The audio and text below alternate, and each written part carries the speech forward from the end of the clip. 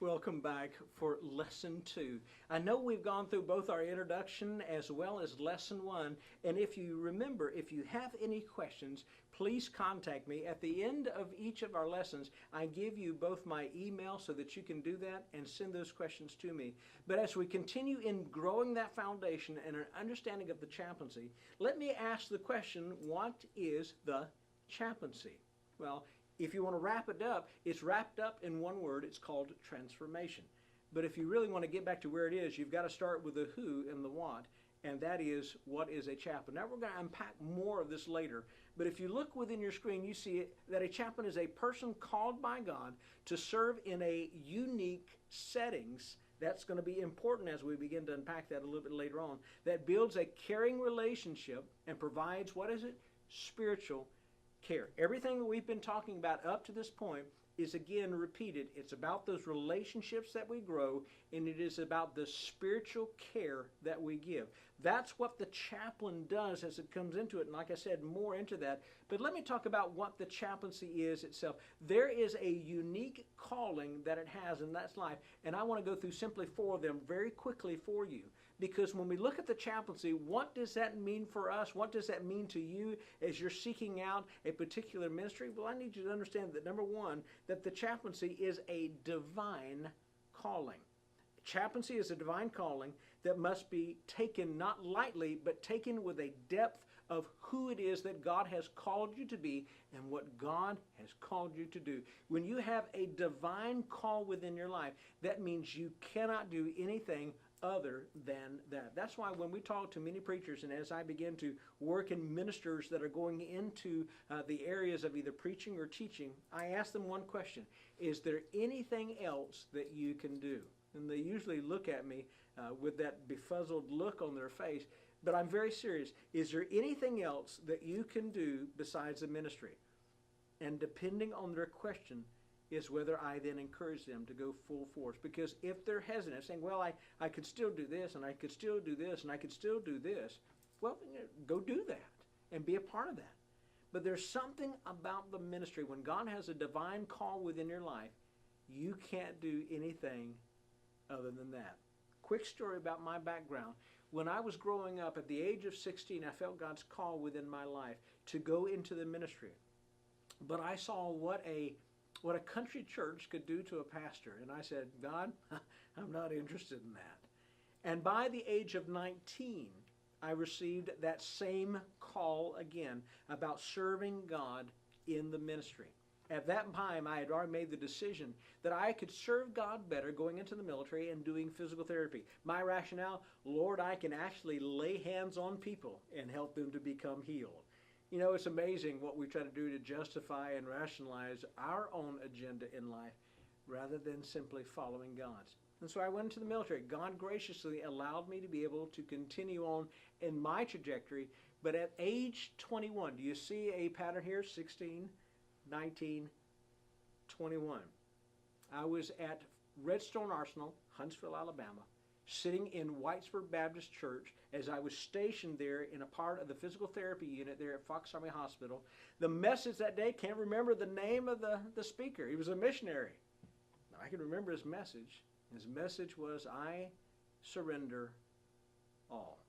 Don't you hate messages like that when you're struggling with things in your life? And I was sitting up in the choir, because I was actively engaged in the church and the choir, holding on to the seat because I knew what God was doing. As the invitation drew to the beginning part of that, I felt God call one last time, and basically putting it this way: I'm giving you one last chance. You can either do it your way and never be satisfied, or you can do it my way and always be satisfied. And God gives you an ultimatum like that. You simply just do it His way. The funny thing is when I went down front and said, I've surrendered the call of ministry, what does that look like? I'm just going to serve God in any way that I possibly can. Whatever God would want me to do, that's what I'm going to do. Talked to my wife about that afterwards as we pray and began to feel God. But it was interesting, the next day when I started ministering and talking to my patients there at Redstone Arsenal about what had happened, their first thing is, are you going to be a chaplain? And I said, I'll never be an Army chaplain. I've learned never to say never. Of course, then again, I said, I'll never drive a Lamborghini for God. And God says, you're right on that one. But in reference to me, God was preparing my heart to do something that was going to be a divine calling.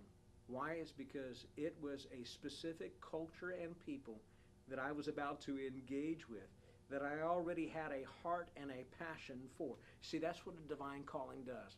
A divine calling gives you a heart and a passion for the people to whom you are about to minister to. Why? Because you want to bring the light of truth into the darkness that they are encountering.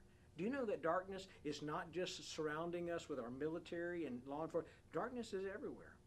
God has called you to be the divine light, to be able to reflect His light into the world. And so the very first thing I want you to realize in reference to the chaplaincy is the chaplaincy is a divine calling.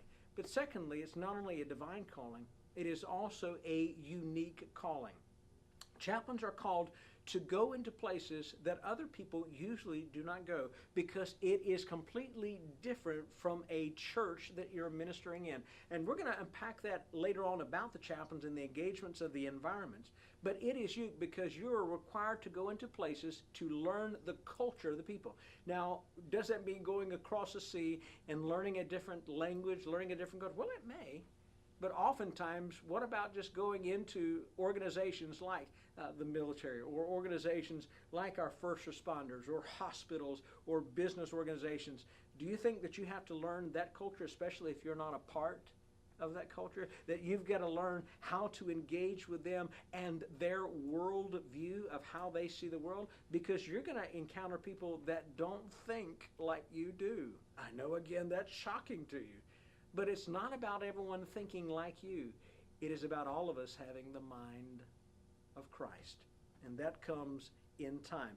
The uniqueness of that calling is the fact that as you're stepping into it, it is a type of ministry that many people still have a unsurety about who it is and what you're supposed to do. They're thinking you're there simply to just, again, beat them up with the Bible. But basically what you're trying to do is to love them to the cross. The uniqueness of this calling is that it is different from every environment. Principles may be the same, and we'll talk about principles later, but where you are is going to be dependent on the environment by which you are now a part of. If you were to go to a church, let me ask you this. Do you think you would have a problem with talking to someone at the church and sharing with them faith and sharing with them Christ and engaging with them and praying for them right there at the church and stuff? No, people expect that all the time, or they should expect that all the time. But what about in a work environment? Can you go in and say, hey, I'm going to take this employee off to the side and we're going to spend about 20 or 30 minutes talking about the Lord on company time? Now, depending on who owns the company, you may have a lot of resistance. Again, it's meeting people where they need to be and allowing them to see you not only as someone that's divinely called into that area, because you don't have to come in and say, I'm a Christian chaplain. You know, if they have to ask you if you're a Christian, there may be an issue. But it is a unique calling because you're meeting people where they are, building those relationships, those connection bridges that allow you to be able to walk with them in the areas of their life so that you can help them be able to find the one that has life. So again, you've got a divine calling, and you've got, secondly, a unique calling. But there's a third calling I want you to think about, and it is a specific calling. Now, God calls us in areas that we relate well. God is not going to put you in a place that you are not wired to do. Now, I'll explain that a little bit more when we go into the chaplains and the different areas of ministry.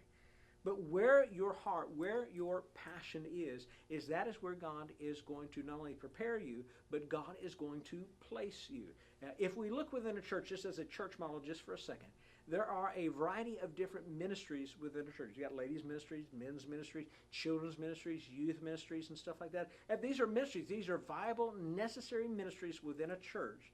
But how many of you that are more inclined to work with adults, how many of you will say, okay, I'll teach the infants, I'll watch over the nursery, I'll work with the youth? You could try to do that, and maybe you could be pretty good at it. But if you're not gifted in that area, you're going to be frustrated. You're putting yourself in a place that God hasn't necessarily given you permission to be there, or hasn't given you the tools to be able to work there. Again, square peg, Round hole never really works. It can work, but only when you break the edges, and that's usually not a good fit. So allow God to be able to birth within you your passion. When I talk to people about a purpose and a passion in life, I simply start with this. If you could do anything in life, what would you do? And this is how I'd like for you to give me the answer. If you could stand before a group of about 1,000 people, now some people are like, that scared me to death. Now, just picture that you could do this. If you could stand before a group of 1,000 people and talk about one subject, what would that subject be? Because that subject gives you an idea of what you're passionate about. It may be something that you do, maybe something you're creating, something that you're a part of. What you are passionate about doing. When you begin to look at the area of the chaplaincy, God is going to put you in a place that your passion marries His purpose. Let me say that again to make sure you don't miss it. Your passions will marry His purpose. Why? Because God created the passion within you. Psalms tells us in Psalms 37, delight yourselves in the Lord, and He will give you the desires of your heart. That's because my desires will be lined up with His will when I'm simply learning how to do it His way. It is a specific calling because it is a chaplaincy for specific areas that God may be calling you to step into, whether it's organized, whether it's a company, whether it's a ministry-based, whether it's something that's outside that you're seeing a need for. God will allow you to see the need, and then He'll put you right where He needs you to be. Divine calling. It's also a very unique calling, specific calling. But let me go through this last one. This last one, it is a gifted calling. Now, I shared a little bit about that just a few moments ago. But your call is a great call. And your Heavenly Father has given you not only a high call of how to do that, but He will give you the gifts, the abilities, and tools to be able to use that and to use how you have brought your experience into play to be able to minister to the people around you. As I served within a part of my military training as a hospital chaplain, when I received my doctorates in pastoral care and education and in that realm of the medical field, what helped me was my first 4 years of my military serving in the area of physical therapy. Now, as I went into the ministry, I thought, oh God, I've wasted those 4 years. No, God doesn't waste anything. And God took what I was able to learn and to use and be a part of the life there, and He put them in such a way that when I go and stepped into the hospital chaplaincy for the military, I didn't have to really struggle hard to understand what the doctors and stuff. I already knew their terminology. I already knew what it was that they were doing, and I could connect and minister better to them. Why? It's because we had a common ground to be able to work with. And that's huge. Common ground in the area of your giftedness is being able to help you connect with other people that have the same type of gifting. They have the same types of loves, hobbies, or things that they are doing. There are some people that love to deal with numbers. Man, they love to get down and decipher the numbers, pull numbers like that. That is not my gift. That would just make me kind of bang my head on the floor until I was unconscious. But for some people, they love it. And there are those that they connect with others. God has given you something incredible that you can connect with someone because of the giftedness that you have. Here's where the struggle of a lot of people, including chaplains, can be, is when they begin to start looking at other people and they say, well, this person has this gift, and this person has this gift, and this person has this gift, and I don't have these gifts, so I don't think I can be effective. Gift envy, I believe, is one of the greatest deceptions of the enemy that keeps all of us either defeated feeling or depressed or kind of discouraged. Why? It's because it's the want-us. I want to have that. I want to have this. I want to have that. And God just simply says, use the talent, the gift, the ability that I've used and encouraged within you, and grow that to become the best at who you are. Why? It's because you can only be the best you God has created. If there's anything you remember, I want you to remember this as we get ready to leave in just a few moments from this lesson. You were born an original. Don't die a copy. Don't try to be someone that you are not. Be you, because God created you to be the best you possibly can be. Now, when I began this lesson, I began it with a word that helped to summarize what is the chaplaincy. And the chaplaincy is about transformation. Is that spiritual cares, that's relationships, but it is about transformation. So let me leave you with this one last thought. There was a story of a young boy that was coming in, and he was very frustrated because of some of the bullies at school. Those that were teasing him because of his height and different things of that nature. And he was getting madder and madder and madder. And when he came through the door, he slammed the door, and his mom knew something was wrong. She went in, but instead of scolding her son about slamming the door, she says, "It seemed like you had a hard day. Why don't you join with me in the kitchen and we'll talk?" "Oh, I don't want to come to the kitchen." "No, I've made some cookies. Why don't you come have some?" Well, cookies are always good for the heart and for the soul. So the boy went in there, sat down, and there the mom was beginning to cook supper. She had some things going on, and she began to talk to her son, and her son was mad. He was angry. He was so frustrated. All the things happening, the people that were really giving him a lot of problems in life, the bullies and teasing him and stuff like that. And he's just made a decision. I'm just going to fight them tomorrow. I'm just going to settle this once and for all. Well, the mom just, in her gentle spirit, kept encouraging the son just to talk through what all was happening. But while she was doing that, as I said, she was making dinner. She took a potato and she handed it to her son.